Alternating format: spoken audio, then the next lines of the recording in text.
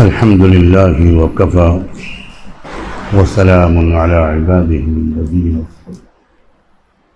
أما بعد، أعوذ بالله من الشيطان الرجيم. بسم الله الرحمن الرحيم. ونفس وما سواها فألهمها فجورها وتقواها.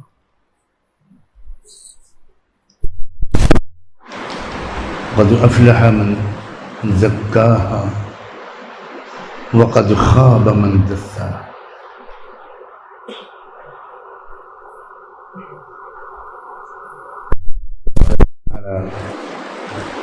وأنبتكم من الأرض نباتا. سبحان ربك رب العزة عما يصفون وسلام على المرسلين والحمد لله رب. اللهم صل على سيدنا محمد وعلى آل سيدنا محمد وبارك وسلم.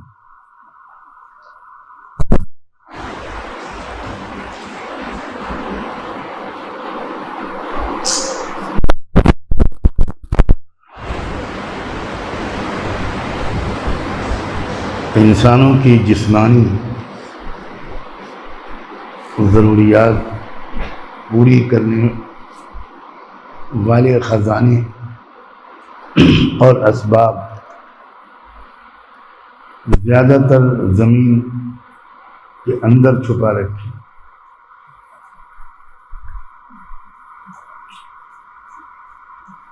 جتنے اناج، جتنے غلے، پھل، سبزیاں وغیرہ وغیرہ انسانوں کی جسمانی غذا کے لیے ضروری،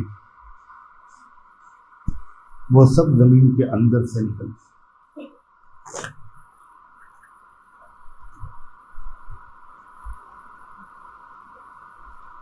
اور ان چیزوں کے علاوہ بھی بے شمار چیزیں جن کی ہم کو ضرورت پڑتی ہے، وہ سب اکثر و بیشتر زمین کے اندر سے نکلتی ہیں. جتنی معدنیات ہیں، دھاتیں ہیں، منرلس ہیں، سب زمین کے اندر سے. لوہا بھی، سونا، چاندی، تانبا، پیتل، پیٹرول، گیس اور نہ جانے کیا کیا، سب زمین کے اندر. اور زمین کے اندر سے ان چیزوں کو باہر نکالنے کے لیے انسان کو تھوڑی سی محنت کرنی پڑتی. اور زمین کے اندر سے ان چیزوں کے نکالنے کا سسٹم سیکھنا پڑتا ہے، اور اس سسٹم کے مطابق ایک کسان کو زمین پر محنت کرنی پڑتی.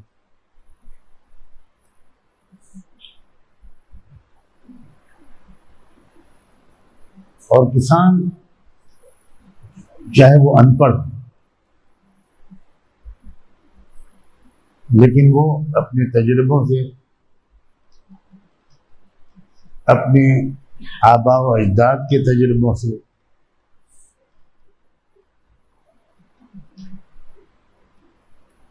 وہ اس سسٹم کو سمجھ لیتا ہے، اس علم کا وہ عالم بن جاتا ہے کہ مجھے اپنی زمین پر کب اور کس کس طرح کی محنتیں کرنی ہیں. وہ خوب جانتا ہے کہ موسم کون سا ہوگا جس میں مجھے اپنے کھیت کو جوتنا ہو،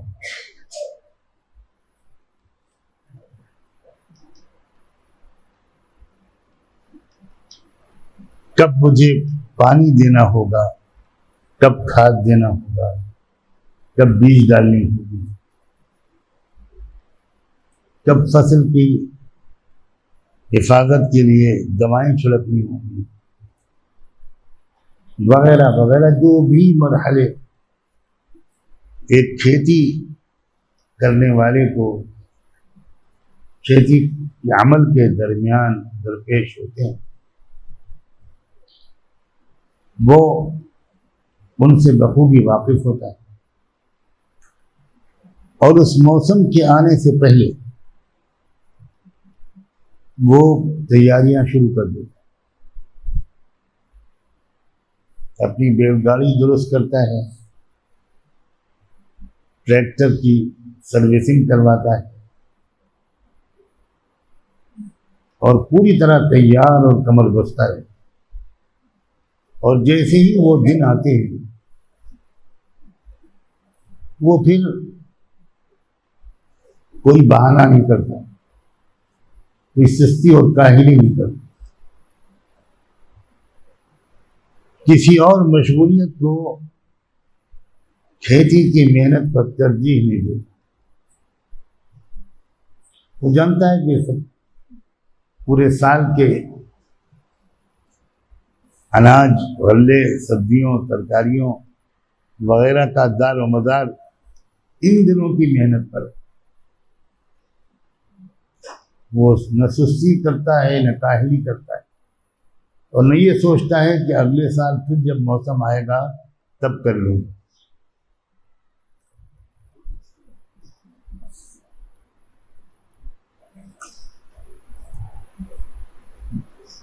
دوسری بات یہ کہ انسان بھی اللہ کے اعلان اور خبر کے مطابق اسی زمین سے اگا ہے، کہیں نہ کہیں کوئی رشتہ ہے انسان کا اس مٹی سے، اس زمین سے۔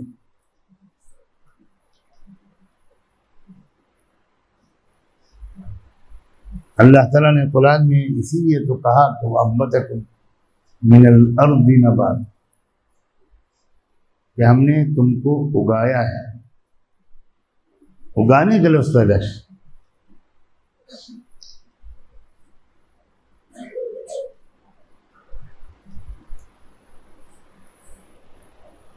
کس طرح انسان کی تخلیق میں اس مٹی کا کتنا اثر ہے، انسان کی تخلیق کے پہلے مرحلے کی ابتدا کیسے زمین سے ہوتی ہے، کیسے مٹی سے ہوتی ہے۔ انسان کی پیدائش جس مادے سے ہوتی ہے وہ خون سے بنتا ہے، اور خون غذا سے بنتا ہے، وہ غذا زمین سے ملتی ہے۔ یہ آسان تشریح ہے جس کو ہر شخص سمجھ سکتا ہے، ورنہ اصل میں تو اس آیت میں قرآن کے نظریے ارتقاء کو بیان کیا گیا، کن مراحل سے گزر کر انسان ایک انسانی شکل میں وجود میں آتا ہے۔ تھیوری آف ایوولوشن، وہ جو حقیقی ہے، جو قرآنی ہے،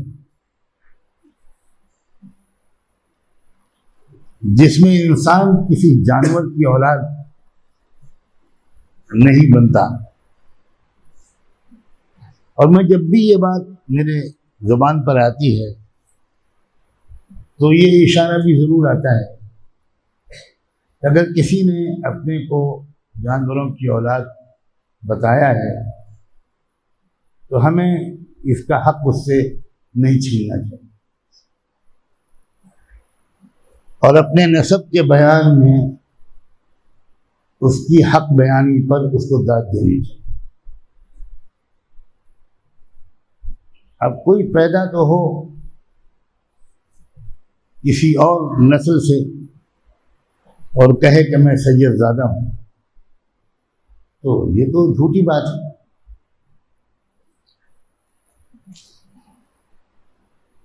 اب اگر کوئی اپنا نسب صحیح صحیح بتا رہا ہے تو اس پر تنقید کرنے کی کیا ضرورت ہے؟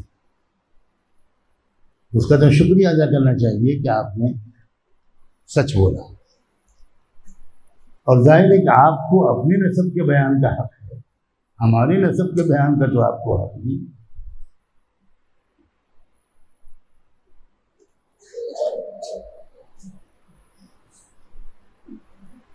تو جب انسان اس زمین سے ہوگا تو نفس انسانی میں اس زمین کے اثرات منتقل. جو چیز جس سے پیدا ہوتی ہے، جس سے اگتی ہے، اس کے اثرات اس میں منتقل ہو. تو اگر انسان اس زمین سے ہوگا تو پھر یقینی طور پر اس زمین کی خصوصیات بھی انسان کے اندر آئی.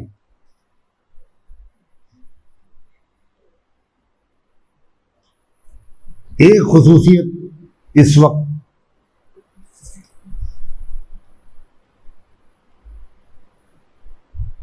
مناسب ہے کہ اس وقت یاد دلائی جائے،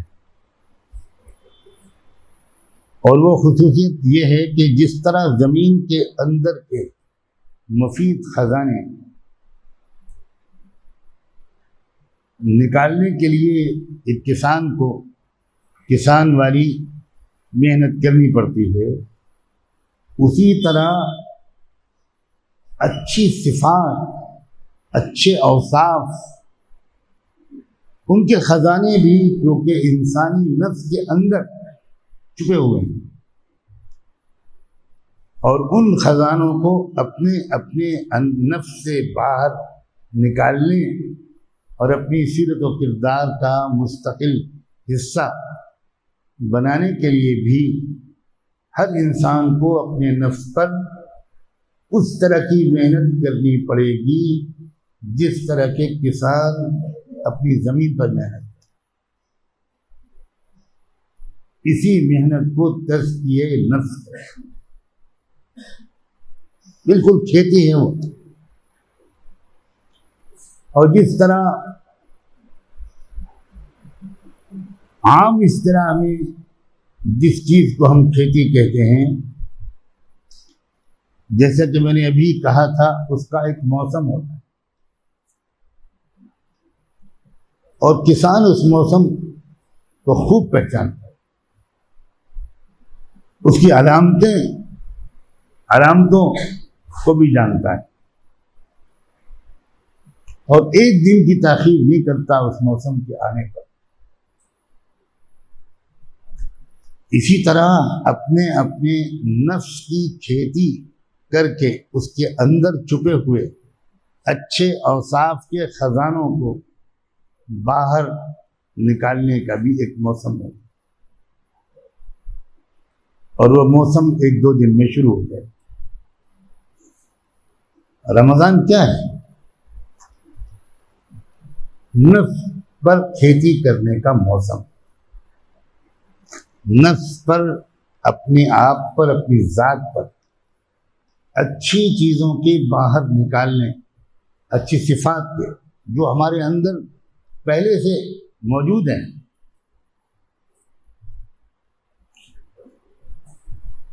بس ان کو باہر نکالنے کے لیے اور اپنی سیرت و کردار کا مستقل حصہ بنانے کے لیے ہمیں اپنے نفس پر کسان جیسی محنت کرنی ہے. اور جس طرح کسان موسم کے آنے سے پہلے تیاری شروع کر دیتے، اسی طرح رمضان کے شروع ہونے سے پہلے سمجھدار انسان وہ ہے جو پوری طرح ذہنی طور پر، نفسیاتی، عقلی، قلبی طور پر اس موسم کو محسوس کرے اور تیاری شروع کرے.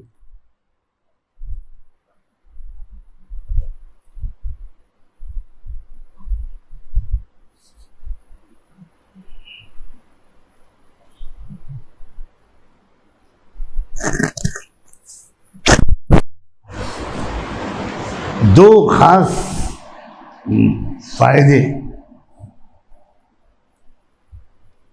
یا مقاصد و ثمرات رمضان مبارک کے عام طور پر ہم لوگ سمجھتے ہیں، بلکہ ایک فائدہ زیادہ عام طور پر مشہور ہے،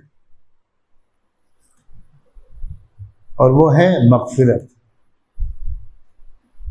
گناہوں کی معافی، پچھلے گناہوں کی معافی۔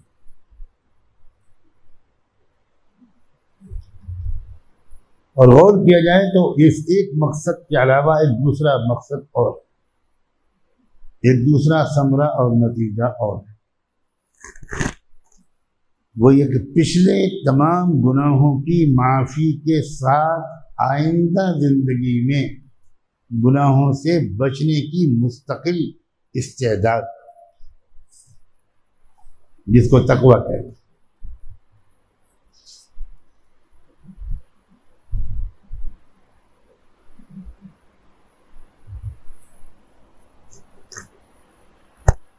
رمضان مبارک میں اگر کسی شخص نے اس طور پر ایک مہینہ پورا گزار لیا جس طریقے پر رمضان کا ہر لمحہ گزرنا ہے، ایک زبردست تبدیلی وہ اپنے اندر لے آیا، تو رمضان جانے سے پہلے اس کی زندگی کو آئندہ مستقل طور پر بدل کر ہی جائے۔ لیکن ہمیں اپنے اندر اپنے ارادے سے رمضان میں زبردست تبدیلی لانی ہوگی۔ مثال کے طور پر ایک نماز کا عمل ہے، ایک نماز ہم میں سے اکثر بے اہتمامی کے ساتھ پڑھتے، اس جرم کا کاش کے احساس اور اعتراف نصیب۔ بے اہتمامی کے سینکڑوں مظاہر ہیں ایک رکعت میں۔ مثال کے طور پر جو بھی نماز میں ہم پڑھتے ہیں اکثر و بیشتر معانی کو سمجھنے کی صلاحیت کے باوجود معانی کو استحضاء کے ساتھ نہیں پڑھتے۔ اب ایسی ہی نماز اگر رمضان میں بھی جاری رہی تو رمضان کے بعد کی نماز اس سے بہتر نہیں ہو سکتی، کیونکہ کسان کھیتی کا موسم تو آپ نے ضائع کر دیا، اب ہزار ٹریکٹر چلاتے رہیے۔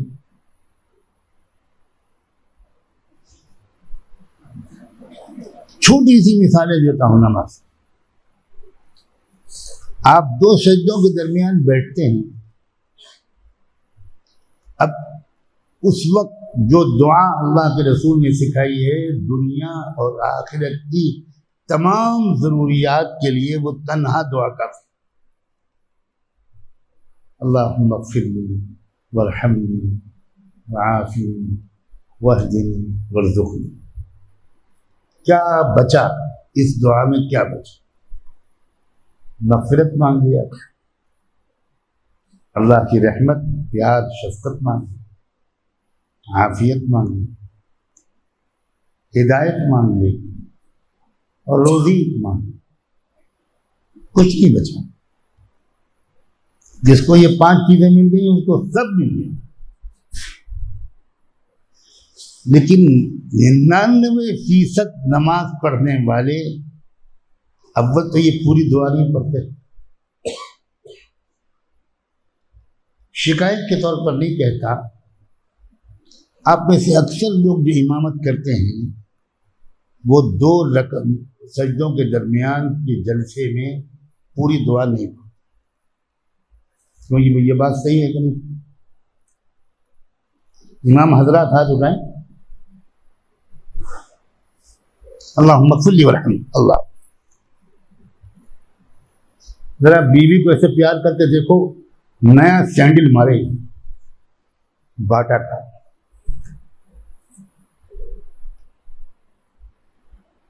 I love you.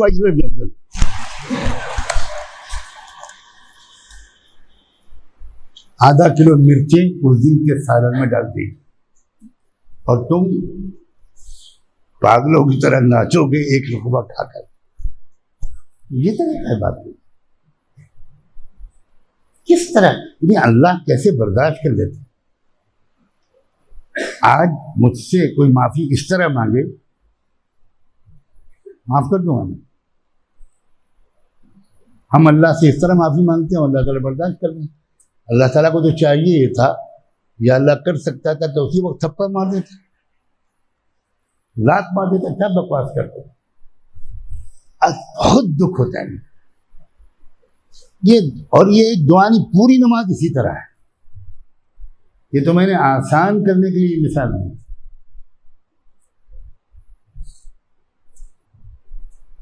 سبحان ربی الاعلی, سبحان ربی الاعلی.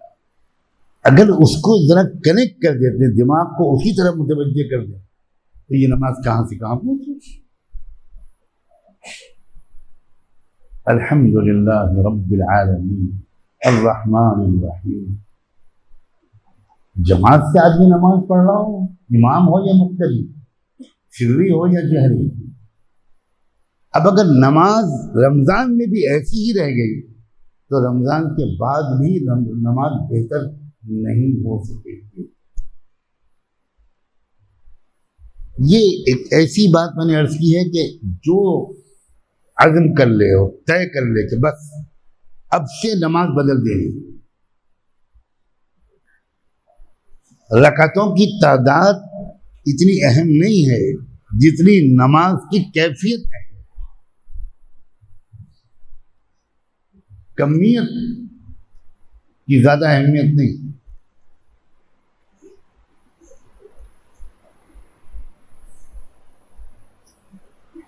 اب یہ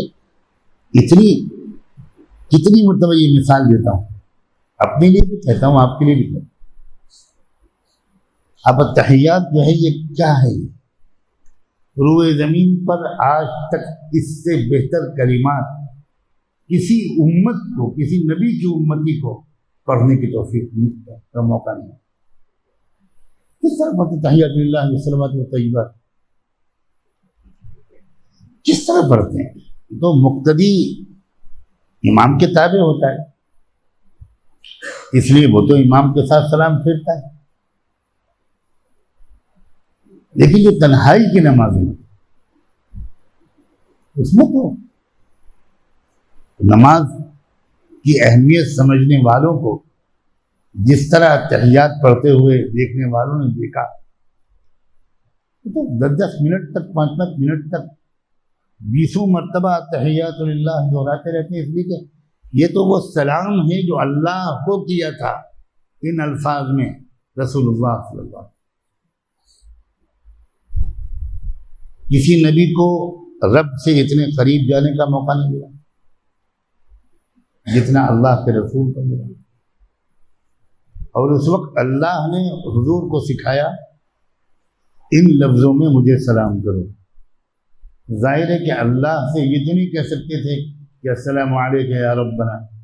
سلام تو دعا ہے, تو بندہ خدا کو کیا دعا دے گا؟ اس لیے یہ سلام کی عبارت, تو سلام کے الفاظ اللہ نے اپنے رسول کو سکھائے کہ اس طرح مجھے سلام. اب کمال ہے, یہ تو حضور کا مقام تھا نا بھائی, لیکن ہزاروں لاکھوں درود و سلام ہوگا کہ اپنے ہر امتی کو اس مقام پہ پہنچا دیا کہ تم بھی انہی لفظوں میں اللہ کو سلام کرو, جو پچھلے کسی نبی کو بھی نہیں سکھائے. اس قدر ایک قدری ہم کر رہے ہیں التحیات للہ والصلوات والطیبات. اتنا اس وقت خیال ہو جائے کہ میں اللہ سے سلام پیش کروں, اور اسی لیے اس کے فوراً بعد السلام علیکم ایھا النبی ورحمۃ اللہ وبرکاتہ. اب اس وقت حضور صلی اللہ علیہ وسلم کا خطاب اگر یہ حضوری کے ساتھ ہو کہ میں حضور کو صیغہ حاضر کے ساتھ سلام پیش کر رہا ہوں, تو عجیب کیفیت ہوگی.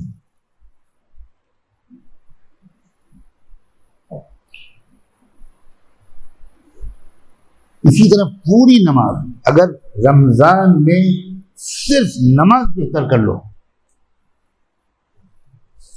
دل کی کھیتی لہرانے لگے گی۔ ہو رہا ہے الٹا، رمضان میں تراویح، قرآن مجید جس طرح راجدھانی ایکسپریس کی رفتار سے ہمارے اکثر حافظ لوگ پڑھتے ہیں، یعلمون تعلمون یعلمون تعلمون یعلمون تعقلون تفکرون یعلمون تفکرون، یہ قرآن پڑھنے کا انداز۔ اب تو کچھ سدھرنے لگا ہے، ورنہ یو پی بہار وغیرہ میں تو ایسا لگتا تھا کہ رامائن پڑھی جا رہی ہے، مہابھارت پڑھی جا رہی ہے۔ کوئی سنسکرت کے پنڈت جی آگے کھڑے ہیں، غلطی سے کرتا پاجامہ چوری کا انہوں نے پہن لیا ہے، کچھ نہیں سمجھ میں آتا تھا کہ یہ قرآن پڑھ رہے ہیں۔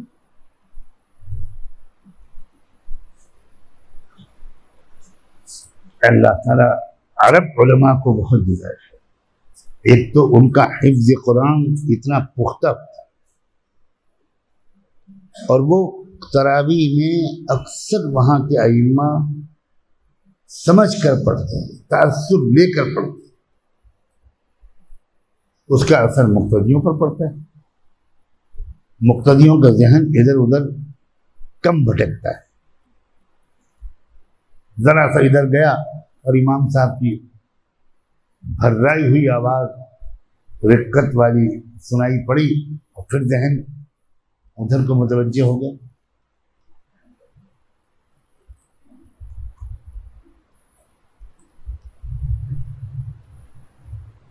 جن نوجوان طلباء کو ایسے مناسب ماحول میں جہاں ان سب چیزوں کی تربیت ہو، وہاں پڑھنے کا، نماز سیکھنے کا، نماز امامت کا وغیرہ موقع مل جائے تو انہیں تو چاہیے کہ وہ اپنی نمازوں کو بہتر کریں۔ امام حضرات بھی اپنے نماز میں اور تراویح میں قرآن کے پڑھنے کو بہتر کریں، اس سے نہ گھبرائیں کہ اگر ہم نے آہستہ رفتار سے تأثر لے کر پڑھا تو بھول جائیں گے۔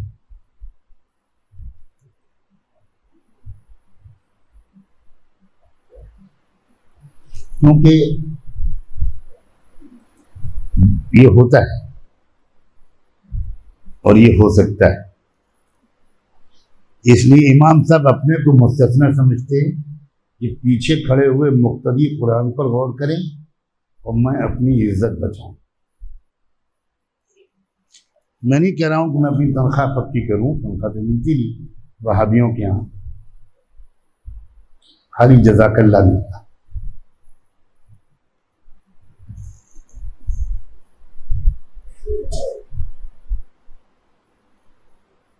حضرت شیخ الحدیث رحمۃ اللہ علیہ نئی نئی اچھی کتابوں کو کئی سو کی تعداد میں منگواتے تھے،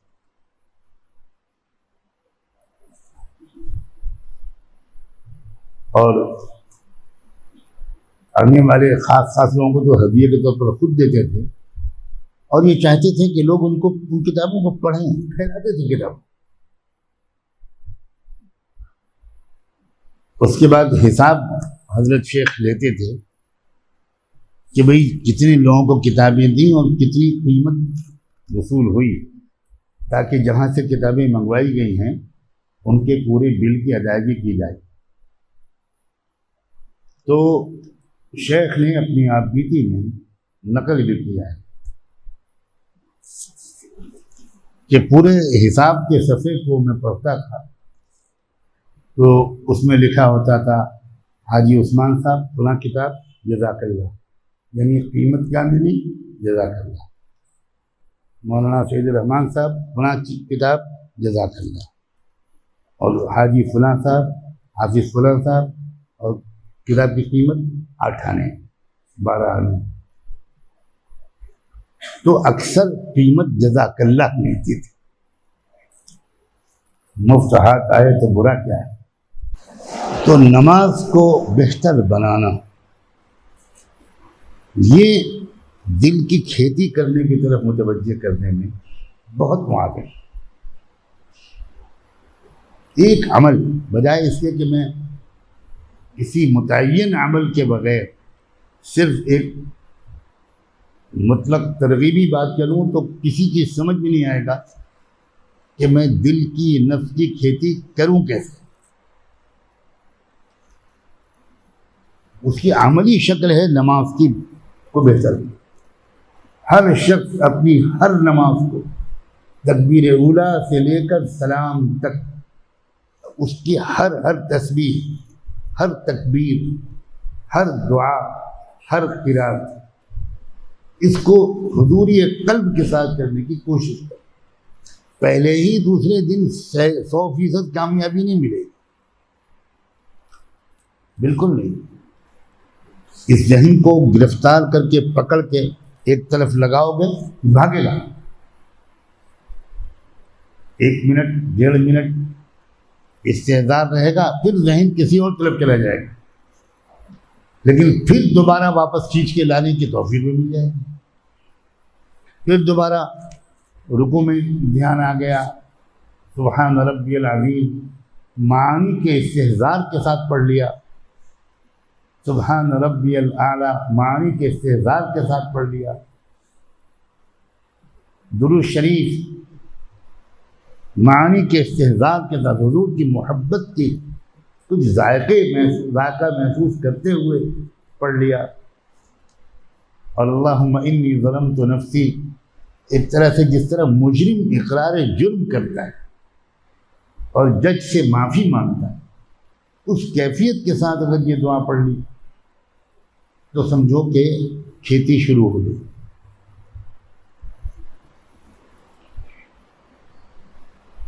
میں بہت سی چیزوں کو اگر بیان کروں گا تو آپ کا ذہن منتشر ہو، اور تجربہ یہ بتاتا ہے کہ پھر انسان نہ یہ کر پاتا ہے نہ وہ کر پاتا ہے. صرف ایک چیز نماز، اس کو بہتر بناؤ تاکہ مستقل زندگی بھر نمازیں غیر رمضان میں بھی بہتر ہو.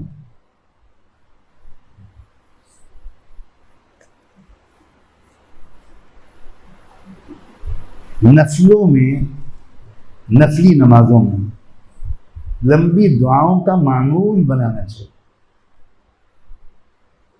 جو فرض نمازوں میں ہم نہیں لمبی دعائیں کر پاتے،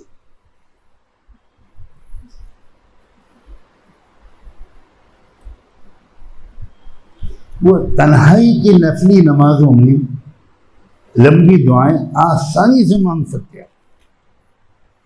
میں نہیں کہتا کہ آپ 20 رکعت پڑھو، 12 رکعت پڑھو، 4 رکعت پڑھو تہجد کے وقت میں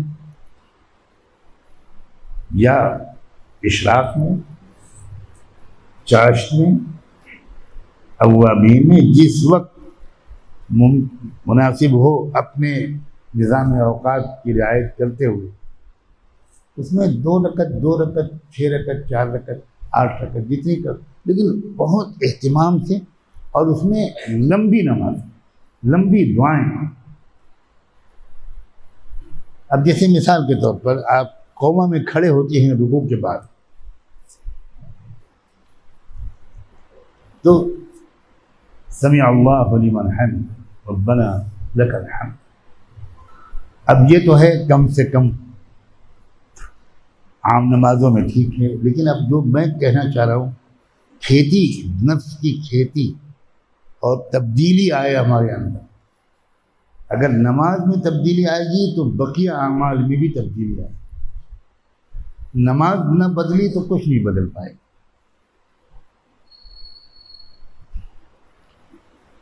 اب ربنا لک الحمد کے آگے ایک صحابی نے دعا پڑھی جو حضور نے سکھائی نہیں تھی، حمدا کثیرا طیبا مبارکا فیہ. ربنا لک الحمد آگے اضافہ کیا، حمدا کثیرا طیبا مبارکا. تو اللہ کے رسول بہت خوش ہوئے اس دعا سے، اور یہ نہیں کہا کہ بھئی یہ تو میں نے سکھایا ہی نہیں تھا، تم نے کہاں سے پڑھ لی. بہت خوش ہوئے، بلند کلمات ارشاد فرمائے کہ تمہاری زبان سے ان کلمات کو سن کر فرشتوں میں کس قدر لہر دوڑ گئی، اور اللہ کی کیسی خوشی ہوئی تمہارے زبان سے یہ کلمات. اس کے بعد سے امت کے صالحین کا یہ شیوا ہو گیا کہ وہ مستقل طور پر اپنی تنہائی کی عبادات میں، نمازوں میں، نفلوں میں یہ ربنا لک الحمد پر سجدہ نہیں کر دیتے، بلکہ حمدا کثیرا طیبا مبارک، دو تین بار یہ دہراتے. اور چونکہ وہ لمحہ ایسا ہے تو اس وقت بھی اللہ کے رسول لمبی دعا کرتے تھے، طویل. ہمارے ملک کے جو حاجی لوگ حج میں جاتے ہیں، حرمین شریفین یا عمروں میں، تو شروع میں کئی دن تک تو وہ وہاں حرمین کے اماموں کے پیچھے نماز میں بہت پریشان ہوتے، اس لیے کہ ہمارے ہاں تو آٹومیٹک سسٹم ہے، سمع اللہ لمن حمدہ، اللہ اکبر. اور وہاں قوما میں دیر تک دعاؤں کا تمام ائمہ کا معمول، فرض نمازوں چھوڑو نفل نماز، ائمہ حرمین. اور بعض تو اتنی لمبا قوما کرتے ہیں کہ ہمارے یہاں کے حاجی رکوع سے سر اٹھا کے دیتے، امام صاحب زندہ ہے، خیریت تو ہے سب. ان کی سمجھ نہیں آتا کہ یہ قوما میں اتنا لمبا. ان کا کہ ہم نے تو ملک میں بڑے بڑے اکابرین کی بھی نماز پڑھی، کوئی لمبا کھڑا نہیں ہے، اور ثابت ہے حضور سے. تو یہ تو میڈ ان انڈیا نماز ہے، اس کو ذرا ٹھیک کرو. یہ سودیشی نماز بند کرو اور عربی نماز لاؤ.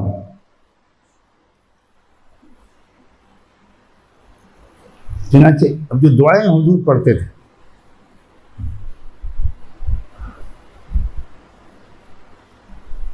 اللہم اجعلنی لک شکارا لک رحابا لک مطواعا لک مطیعا الیک مخبتا الیک اواہا منیبا.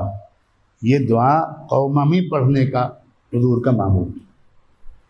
اللہم اجعلنی لک ذکارا لک شکارا لک رحابا لک مطواعا لک مطیعا الیک مخبتا الیک اواہا منیبا.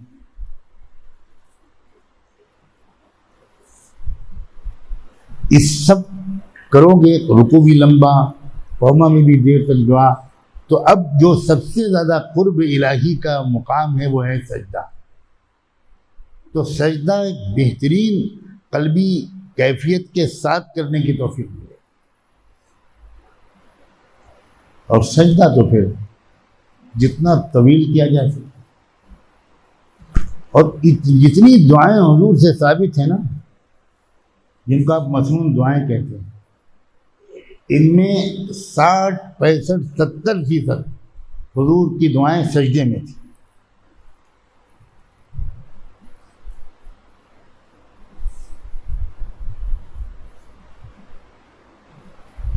تو رمضان میں اپنے نفس پر کھیتی کرو گے تو اندر سے نیکیاں ابل آئیں، باہر آئیں، نیکیوں کے خزانے. اور اس صورت میں آئندہ کے لیے تقویٰ مل جائے گا. کیونکہ اگر ہم نے رمضان میں بھی ایسے ہی رسمی نمازیں جاری رکھی تو کیسے تبدیلی آئے گی؟ تبدیلی لانے کے لیے تو تبدیلی کی کوئی کوشش بھی تو کرنی پڑے گی.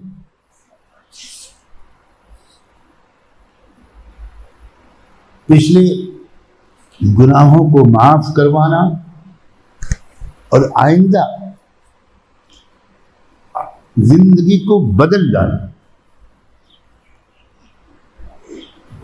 ہر شخص جانتا ہے، کاش کہ وہ غور کرے اور احتساب کرے اپنا، کہ وہ کن کن کمزوریوں میں پھنسا ہوا ہے. ہر ایک کی یکساں بری عادتیں نہیں ہوتی. کسی پر غصے کا غلبہ ہے. تو اب یہ رمضان کا موقع بہترین موقع ہے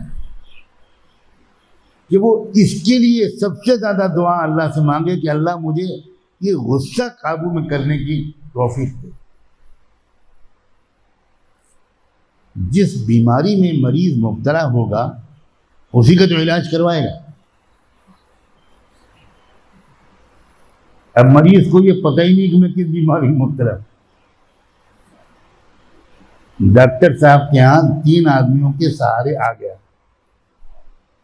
اب وہ 3 آدمی تو باہر بٹھا دیے گئے، ڈاکٹر صاحب کے پاس مریض اندر اکیلا پہنچا دیا گیا. ڈاکٹر صاحب پوچھ رہے ہیں کہ فرمائیے کیا تکلیف؟ مجھے نہیں. تو ڈاکٹر آدھا فٹ کرسی پیچھے کر دے گا کہ مریض خطرناک ہے، تھوڑا پیچھے ہٹو. پتہ ہی نہیں کہ مجھے کیا بیماری. نہیں آپ بتائیے گا آپ کو کیا تکلیف ہے. مجھے کوئی تکلیف نہیں. ڈاکٹر سمجھے گا اور سیریس معاملہ. پوچھے گا آپ کے ساتھ کوئی صاحب آئے دیکھ لیجیے.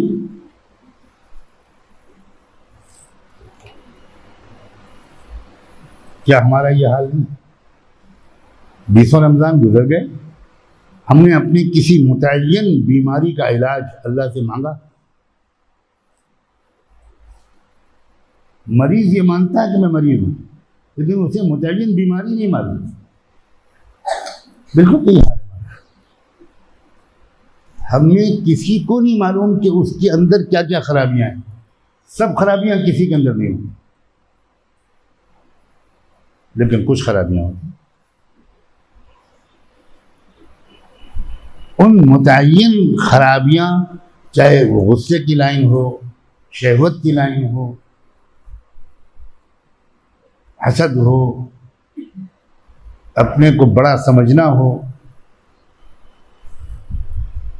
بے ادبی ہو، بد زبانی ہو،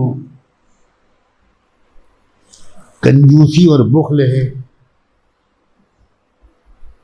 اس طرح کی بیماریاں ہوتی ہیں. کسی کو 4، کسی کو 6، کسی کو 7، کسی کو 8.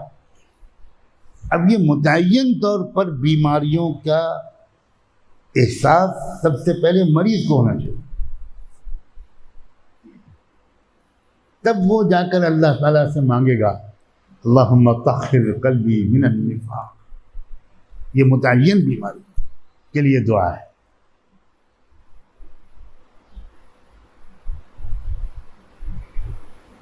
وعملی من الریا. یہ ریاکاری والے متعین گناہ سے انسان اپنے چھٹکارا مانگ رہا ہے اللہ سے. اسے یہ تو اعتراف ہے اور معلوم ہے اور محسوس ہے کہ یہ بیماری ہے میرے اندر.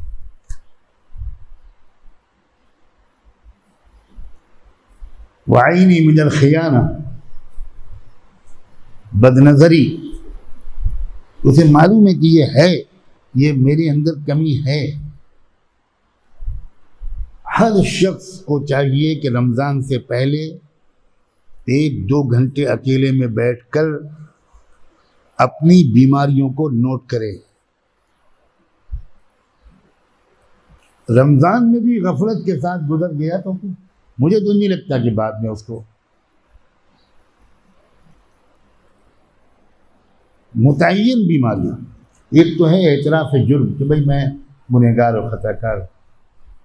یہ بغیر احساس کے ہو سکتا ہے رسمی طور پر آدمی اللہ میاں سے بھی کہہ رہا ہو کہ میں گنہگار. متعین طور پر پکڑو اپنی اپنی کمزوریوں کو. کیا کیا خرابیاں. بعد انسان اعتراف کر سکتا ہے کہ میری آنکھیں اتنی خوش ہیں کہ کبھی آنسو نہیں نکلتے. حضور نے اس کے لیے بھی دعا مانگی متعین طور پر, اللہم ارزقنی عینین حطالتین تسقیان القلب بظروف الدم, کہ اللہ مجھے 2 ایسی آنکھیں دے دیجئے جو بہنے والی, اور جن آنکھوں کے آنسوؤں سے میرے دل کی کھیتی کی سچائی ہو. اب پتہ چلا کہ جس کی آنکھ سے آنسو نہیں نکلتے اس کا دل سخت ہو جاتا, قساوت قلب. ثم قست قلوبهم من بعد ذلك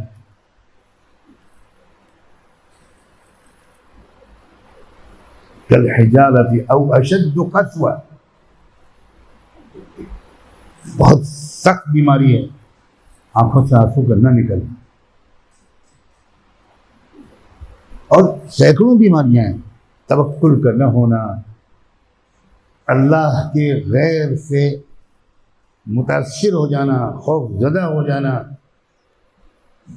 کفر کے غلبے سے دل کو چوٹ نہ لگنا, مقابلے کا حوصلہ نہ ہونا, فرار کی راہیں اختیار کرنا, ہزاروں عیب ہیں. اب اکثر کو احساس ہے, اور متعین طور پر تو مانگنے کی توفیق بہت ہی کم لوگوں کو ملتی ہے, اس لیے کہ انہوں نے کبھی اپنے اندر جان کر دیکھا ہی نہیں کیا کیا خرابیاں میرے اندر. کیا میں غیبت سنتا ہوں؟ اعتراف کرو. ہاں میں غیبت سن بھی لیتا ہوں, غیبت کر بھی لیتا ہوں. کتنی سنگین بیماری. حضور نے فرمایا تم زنا کو بڑا گناہ سمجھتے ہو, الغیبت اشد من الزنا, زنا سے زیادہ سخت گناہ ہے غیبت. پھر غیبت بھی اپنے استادوں کی, غیبت بھی صالحین کی, غیبت بھی محسنوں کی.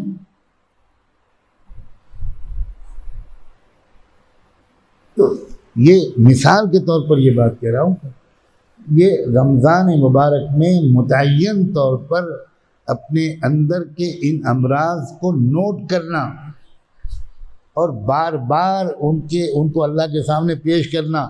یہ تو بیماریاں وہ ہیں جو میں خود محسوس کر سکا ہوں, کئی بیماریاں ایسی بھی ہوں گی جو میں خود نہیں دیکھ سکا اپنے اندر. مجھے سب بیماریوں سے اس رمضان میں ہمیشہ کے لیے چھٹکارا دے دی. رمضان صرف مغفرت کے لیے نہیں آتا, رمضان اصلاح کے لیے بھی آتا ہے. مغفرت ہوتی ہے ماضی کی, اصلاح ہوتی ہے حال اور مستقبل. مغفرت تھوڑی بہت لوگ اس کو یاد رکھتے ہیں کہ رمضان میں مغفرت ملتی ہے اور مغفرت کی دعا بھی کر لیتے ہیں, لیکن اصلاح کی کوشش, تبدیلی کی کوشش اور اصلاح اور تبدیلی کی دعا شاید اتنے لوگ نہیں کرتے. اب اگر کسی شخص کا یہ حال ہے کہ اپنے گھر والوں اور اپنی بیوی پر بہت زیادتی کرتا ہے, بات بات پہ ڈانٹتا ہے, بات بات پہ دل دکھاتا ہے, تو یہ معمولی خرابی کی دلیل نہیں ہے, یہ بہت خراب کیریکٹر کی دلیل, بہت خراب. اب جس شخص کے اندر یہ بیماری ہو اسے اس سلسلے میں اللہ تعالیٰ سے بہت زیادہ دعا کرنی چاہیے.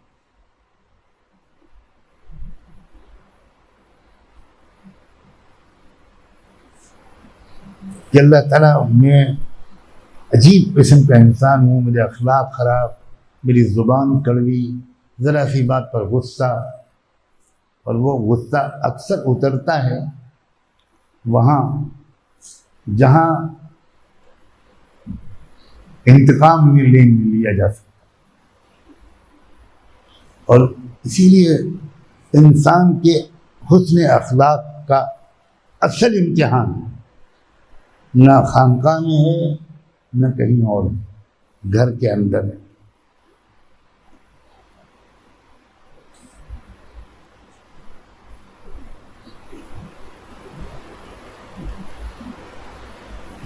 خیارکم خیارکم لأہلہ وَأَنَا خَيْرُكُمْ لِأَهْلِي، اللہ کے رسول نے فرمایا کہ تم میں اچھے لوگ سب سے زیادہ صرف وہ ہیں جن کا برتاؤ اخلاق اپنی بیویوں کے ساتھ اچھا ہے، اور پھر فرمایا وَأَنَا خَيْرُكُمْ لِأَهْلِي، اور میں اپنے گھر والوں کے لیے تم سب سے بہتر ہوں۔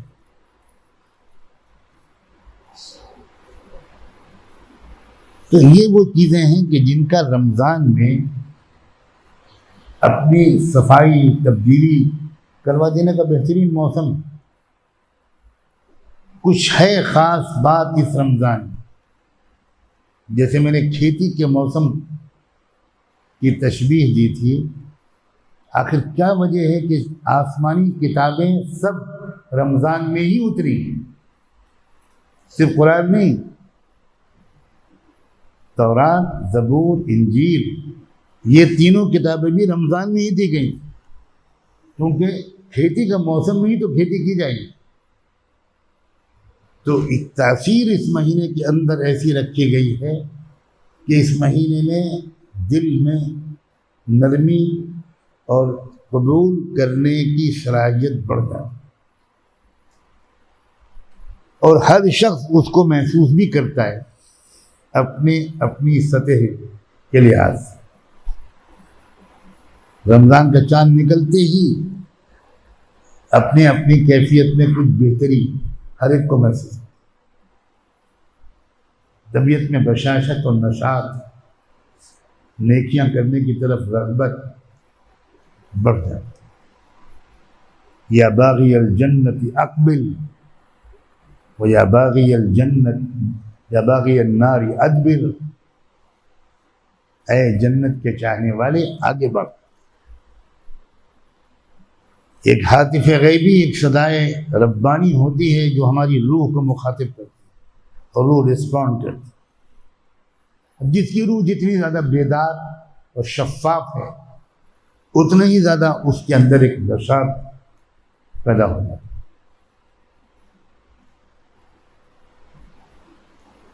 تو ابھی تھوڑا سا وقت باقی ہے، ممکن تو یہ بھی ہے کہ کل ہی رمضان شروع ہو جائے، رمضان کا چاند کل دیکھا جانا ممکن ہے۔ حساب کی روح سے کل بھی امکان ہے، تو ہو سکتا ہے کل ہی پہلی تراویح ہو، کل ہی مغرب سے رمضان شروع ہو جائے۔ تو آج ان باتوں کے عرض کرنے کا مقصد یہی ہے کہ ابھی سے ہم ذہنی طور پر تیار ہوں، کسان کی طرح تیاری شروع کریں، ہنگامی طور پر اپنی کمزوریوں کو لکھیں، اور وہ آپ کے اور آپ کے رب کے بیچ میں راز رہنا چاہیے۔ اور اپنی نماز کو بہتر بنائیں، طویل نماز، 2-4 رکعت بہت لمبی، اور باقی ہر نماز کی ہر تسبیح میں، ہر دعا، ہر تکبیر، ہر عمل حضوری قلب کے ساتھ اس طرف دماغ کو متوجہ کر کے۔ اور خدا کا شکر ہے کہ ہم لوگ تو وہ لوگ ہیں جو معانی سمجھتے، جو بالکل معانی نہیں سمجھتے، وہ کیا کہہ رہے ہیں اللہم انی ظلمت نفسی ظلما کثیرا، تو ان کے لیے تو واقعی اتنا آسان نہیں جتنا ہمارے لیے، لیکن ہم اس کی ناقدری کر رہے ہیں۔ معانی کے استحضار کی وجہ سے دل و دماغ کو یکسو رکھنا کہیں زیادہ آسان ہو جاتا ہے بنسبت ان لوگوں کے جو کچھ نہیں سمجھ پاتے.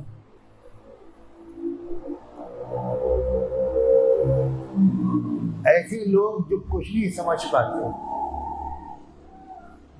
ان کے لیے بھی امیدوں کا دروازہ کھلا. وہ یہی شرمندگی کا احساس کے ساتھ پوری نماز پڑھیں کہ اللہ میں تو گنوار دیہاتی کچھ سمجھ ہی نہیں. یہی احساس سورہ فاتحہ پڑھتے رہیں اور دل میں خیال آتا رہے کہ میں تو سمجھ ہی نہیں.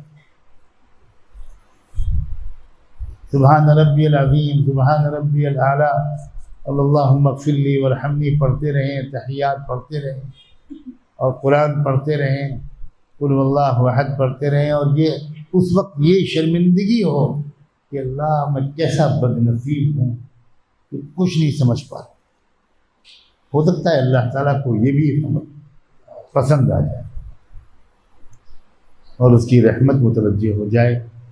بلا شبہ وہ بہت مہربان ہے، بہت شفیق ہے، بہت رحمت والا ہے.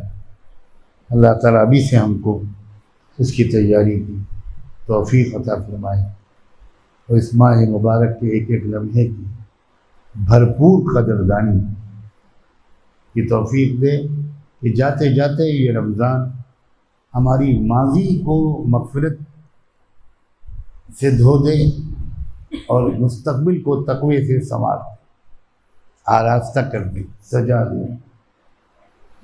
اللہ مہربان ہے. اللہ تعالیٰ ہم سب کے ساتھ رحم و کرم کا معاملہ فرمائے. سبحان اللہ وبحمدہ، سبحانک اللہم وبحمدک، نشہد ان لا الہ الا انت، نستغفرک ونتوب الیک.